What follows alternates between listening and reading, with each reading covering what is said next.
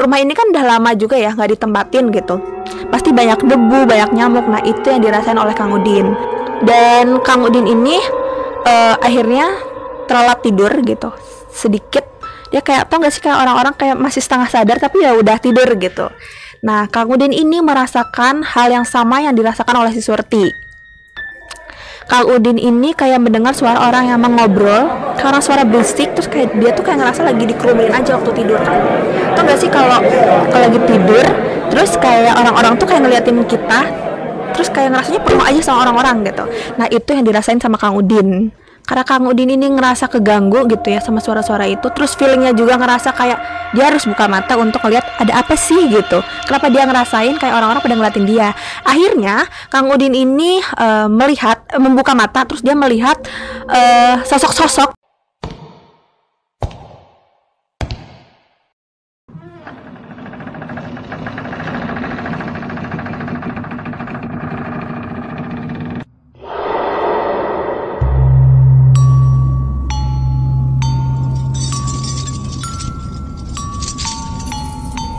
Halo teman-teman, balik lagi di channel NPC Media di segmen Ngopi, Ngobrol Creepy. Hari ini aku bakal bawain satu cerita horor yang berasal dari salah satu teman kita. Tapi disclaimer dulu, semua nama dan tempat udah kita samarkan ya guys, jadi aman. Tapi sebelum aku lanjut ke ceritanya, kalian jangan lupa like, comment, share, dan subscribe. Dan jangan lupa juga nyalain lonceng notifikasinya biar kalian gak ketinggalan updatean dari kita. Oke? Nah, cerita ini cerita nyata yang terjadi di suatu kampung yang bernama Rawa Putih.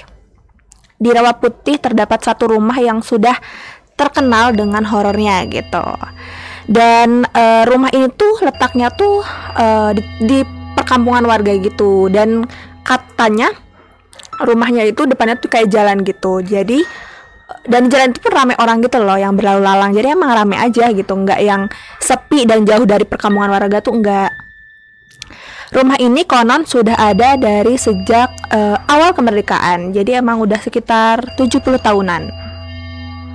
Dan bentuk rumah ini juga pun masih semi joglo, yang dimana kalian tau gak sih kayak rumah-rumah zaman dulu itu kan kayak masih full kayu gitu lah, kayu gitu kan. Nah ini tuh persis banget, rumahnya tuh masih full kayu, terus mempunyai latar yang luas dan ditambah jendelanya tuh kayak yang tinggi sama lebar gitu.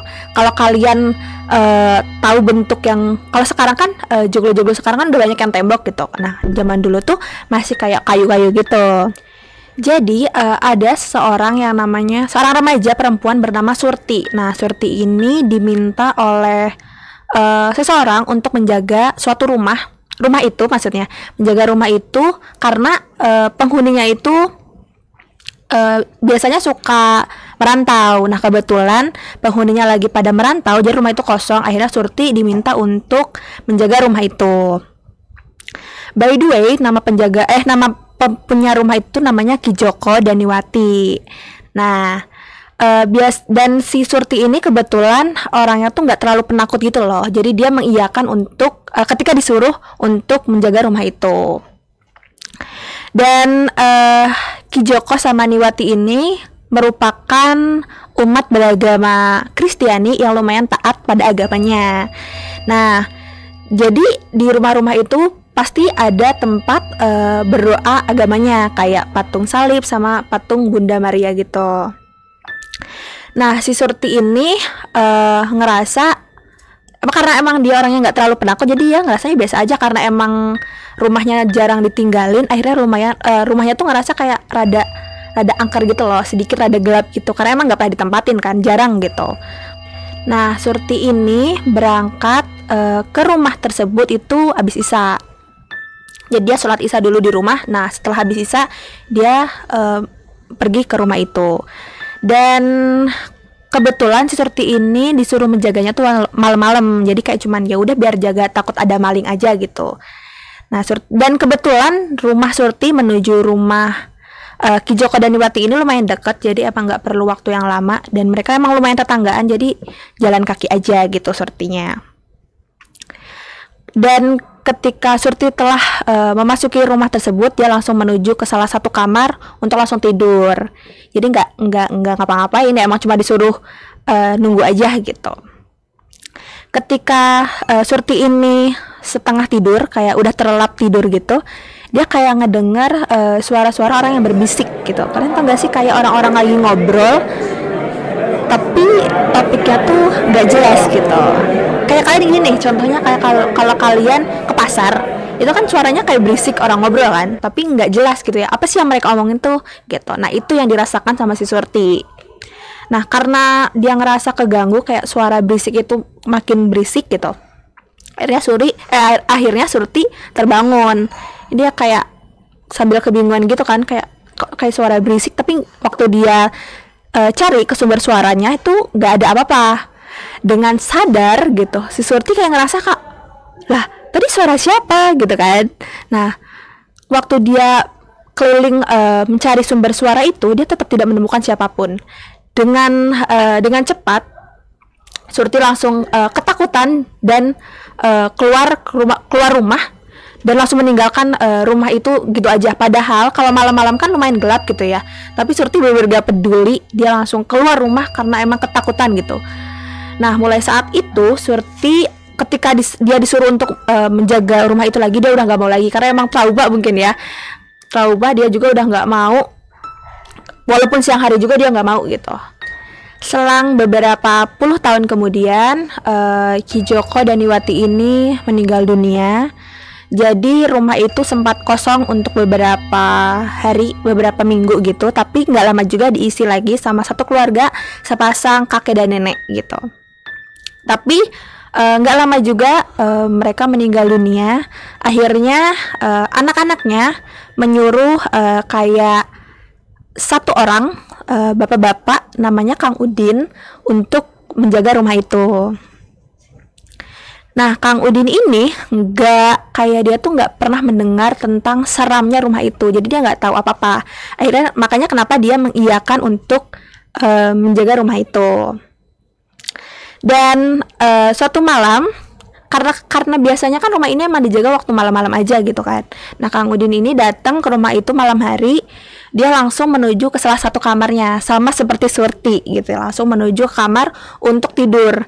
Tapi Kang Udin ini sempat gak bisa tidur karena dia digigitin sama banyak nyamuk. Karena emang rumah ini kan udah lama juga ya gak ditempatin gitu, pasti banyak debu, banyak nyamuk. Nah itu yang dirasain oleh Kang Udin.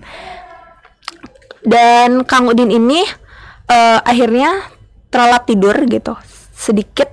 Dia kayak, tau gak sih kayak orang-orang kayak masih setengah sadar tapi ya udah tidur gitu.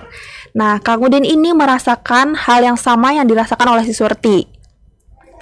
Kang Udin ini kayak mendengar suara orang yang mengobrol, karena suara berisik, terus kayak dia tuh kayak ngerasa lagi dikerumunin aja waktu tidur kan. Tau gak sih kalau lagi tidur, terus kayak orang-orang tuh kayak ngeliatin kita, terus kayak ngerasanya penuh aja sama orang-orang gitu. Nah, itu yang dirasain sama Kang Udin. Dia ngerasa banyak orang yang ngeliatin dia gitu.